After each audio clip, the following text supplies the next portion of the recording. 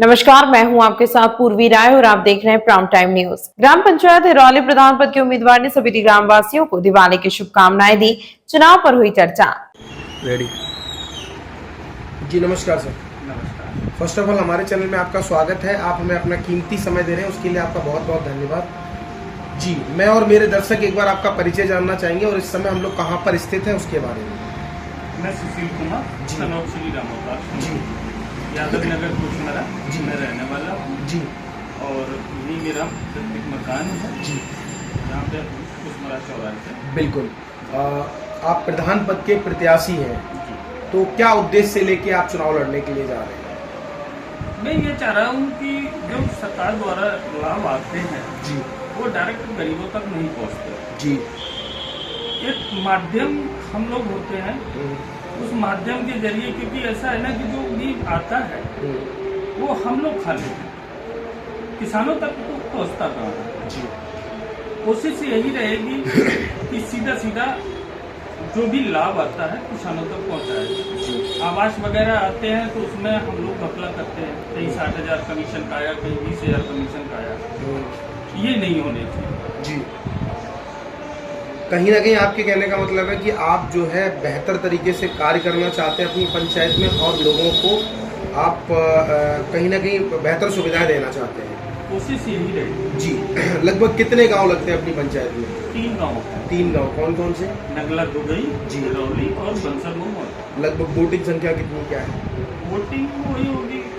वासियों का, पंचायत वासियों को, क्षेत्र वासियों का अगर आपको सपोर्ट सहयोग मिलता है तो आप इन समस्याओं का समाधान किस तरीके से करेंगे? भाई सहयोग से ही तो समाधान होगा जी। अगर ग्रामवासी हमारे साथ होंगे जी। हमें, क्योंकि प्रधान क्या होता पूरा नहीं है जी। गांव वाले मिलके उसको ये कहते हैं कि सरकार द्वारा जो भी लाभ है वो मुझे ला के दीजिए। बिल्कुल। अपना नेतृत्व हम तुम्हें सौंप। जी। अब क्या है कि हम प्रधान हो गए साहब तो हम ही सर्वे सर्वा हो गए। जी। कई जगह मैंने देखा है और वीडियो वगैरह देखता हूँ कि एक जगह पंचायत घर ही गांव में है, पानी को लेखपाल ये वगैरह सब गांव में आते हैं। ये सुविधाएं हैं नहीं है।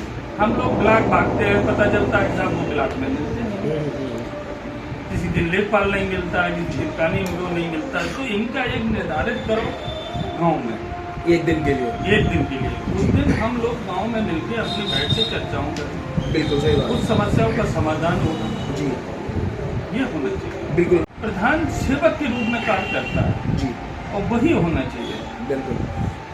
दूसरा, जैसा कि आपने 3 गांव बताए हैं और लगभग 2500 की वोटिंग है, तो हमारे चैनल के माध्यम से आप अपने वोटरों से क्या अपील करना चाहते हैं और क्या मैसेज उनको देना चाहते हैं?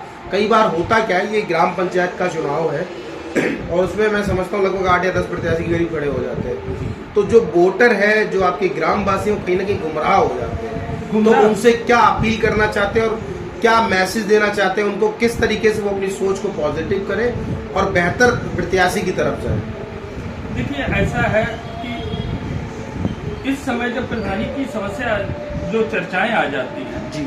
आबादी लगभग 3,035 के करीब। जैसा कि आपने बताया कि आपके यहाँ 3 गांव लगते हैं, तो मैं समझता हूँ सभी गांव में आपका आना जाना रहता होगा, लोगों से मिलना जुलना, उठना बैठना, बातचीत करना। तो जब आप लोगों के पास बैठते उठते हैं, उनसे बातचीत करते हैं, और हम लोग भी ग्राउंड पे रहते हैं, कहीं ना कहीं हम लोग भी सर्वे वगैरह करते रहते हैं, तो लोगों की समस्याएं किस तरह की है? देखिए ऐसा है कि एक तो गाँव की सबसे बड़ी समस्या क्या होती है कि रोड कंप्लीट नहीं होती। जी। अगर नाली खुद गई है तो उससे प्रधान को या किसी को कोई मतलब नहीं। जी। इन चीज़ों को देखते हैं। दूसरी सुविधाएं क्या है कि काफ़ी चीज़ों पर सुधार करना है भेड़िए। जी। उसमें किसानों मतलब वोटर को पहचान करनी पड़ेगी। कभी कभी क्या होता है कि उन्होंने कहा कि साहब हमें आपको ये देंगे वो देंगे, उसमें वो चुप कर जाता है। जी।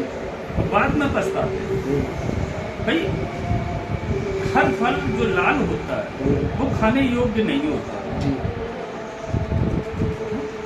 भाई हर फल कैसे खा सकते हैं? बिल्कुल सही बात है। पका हुआ फल लाल होता है वो खाने योग्य नहीं होता। जी।